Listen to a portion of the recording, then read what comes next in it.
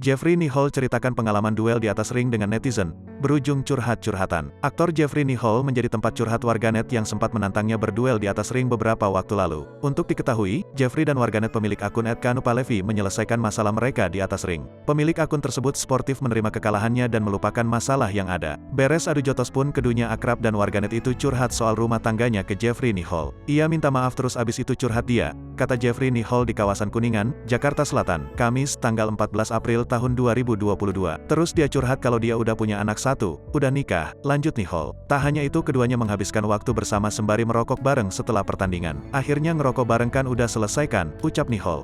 Jeffrey Nicole menegaskan bahwa dirinya tak ragu menerima tantangan siapapun untuk berduel selama dirinya benar.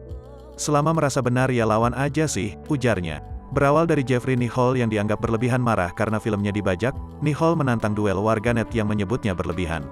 Nicole saat itu memang sedang emosional karena film yang ia bintangi dibajak di platform lain dan penontonnya jauh lebih banyak.